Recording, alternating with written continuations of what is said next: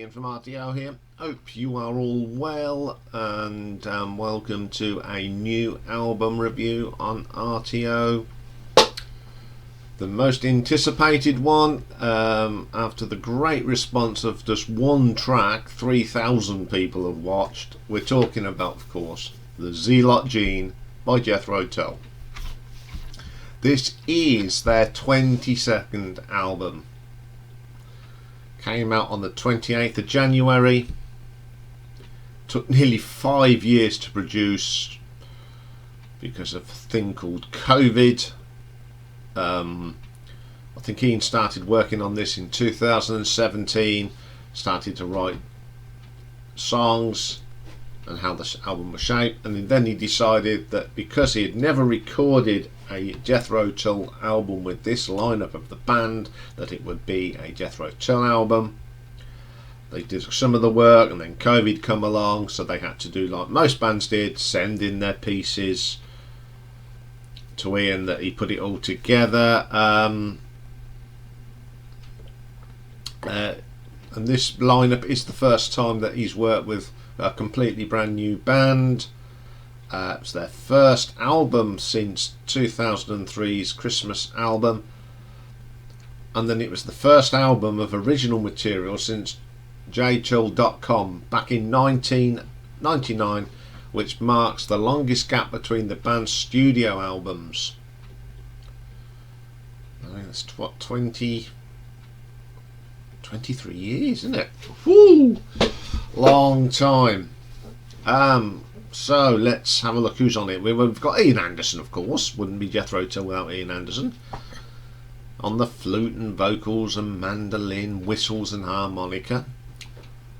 Then we've got Florian Orfelli, or Orfer, I don't know, it's a funny spelling.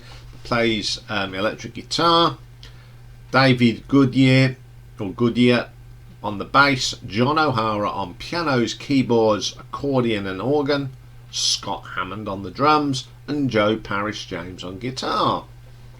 First track on the album is a lovely title track, something you'd expect from Iain. It's called Mrs. Tibbets. Now Mrs. Tibbets has got a nice mixture of guitar riffs, keyboards and some really good flute. Very good track, great vocal from Iain. Strong as ever, we'll talk about that in a bit. Second track, Jacob's Tales. This has got all them things, elements that you expect on a Jethro Tull song. Now if someone said to you, what do you expect on a Jethro Tull? I say some flute, mandolin and a good vocal. There you go. And a story. And you get a great story with this Jacob's Tales. Very, very good song. Third track, Mine is the Mountain. The start of this is so locomotive breath, with the nice piano start, and then the rest of the band come in. Iain starts singing. Very, very good track. The fourth track is the title track, the Zealot Gene. This has got a lot of keyboard in this one, but it's not like the Under Wraps keyboard, which totally is pretty naff. This is the modern keyboard sound that goes really well with the rest of the structure of the song. Very good song. I love this one. Then we get Shoshana Sleeping. Great song. Still one of my favourite songs on the album. And 3,000 of you watched a live stream that I did as a reaction on this one track. It's still the third most watched video on RTO. Unbelievable, and it is a good song. I like how it starts. It's got that eeriness and it goes into a really good song. It's a strong vocal for me. And then we get Sad City Sisters. Again, this is more that folky side of Jethro Tull. Lots of mandolin and nice percussion. Great song. Can't knock that one. Then we get Barren, Beth, Wild Desert John. Lots of great flute in this. It's fantastic. I love listening to Iain on the flute. It's just a really distinctive sound. Then we get the Betrayal of Shoshana Kynde. Again, very solid track. All them elements you expect in Jethro Tull songs. Nothing wrong with that one. Where Did Saturday Go? This reminds me of the sort of arrangement you get on some of the bits of Thick as the Brick. Fantastic flute on this. Good rock track. Excellent. Three Loves 3. Another good song. I love this. Absolutely blinding stuff. In a Brief Visitation, the more sounding rock, folk rock from Jethro Tull. Very good song. And then we get a brilliant track. It's probably my second favourite track on the album, The Fisherman of Ephesus.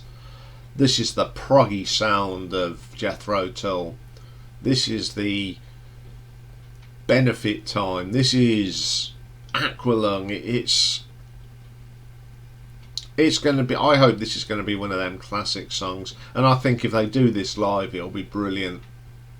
Absolutely great way to end the album. I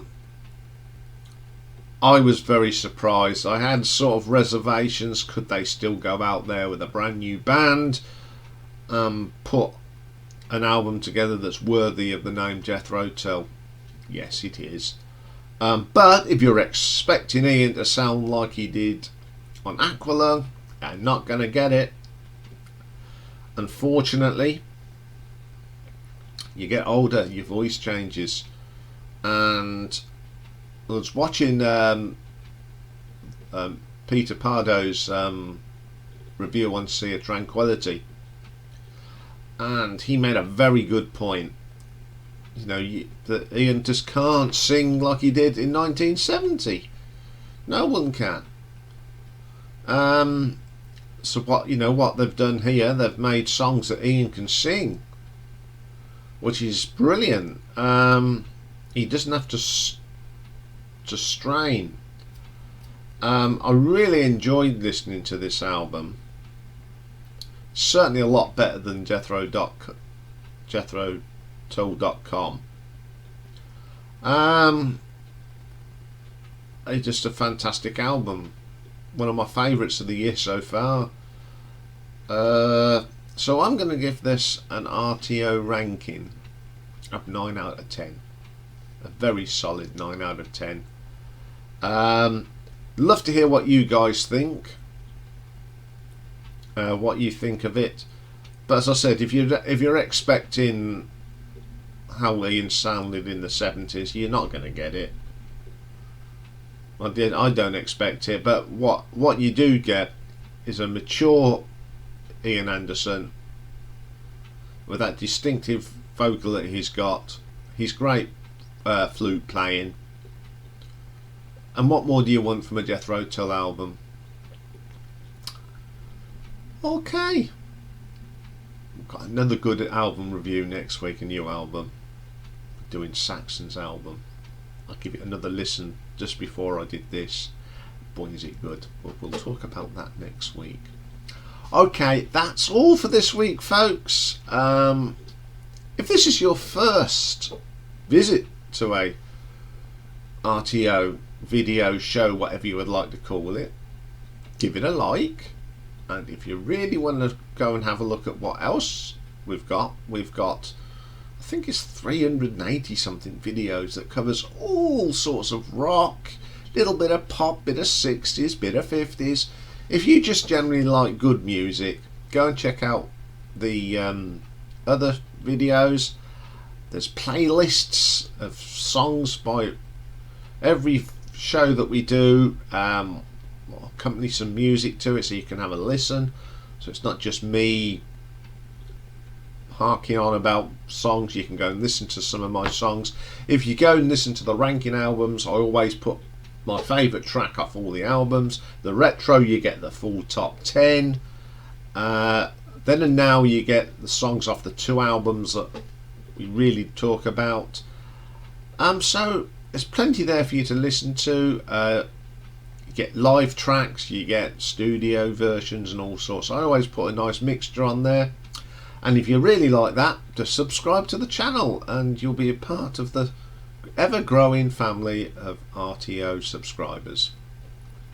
Okay, that's all from me. I'm going to have... What we're going to do, it's a lovely day here, so I'm going to take Rocky out for a lovely walk over the park. It's a crisp winter's morning, blue skies. Then I'm going to listen to some stuff because you keep giving me lots to listen to, and get ready for next week. So where we start on Monday with Def Leppard, bit of Def Leppard, Franken albums. Classic album on Monday is U2's Joshua Tree. So see you all on Monday. Have a great weekend, whatever you're doing, and once again thank you for supporting the channel. Bye for now.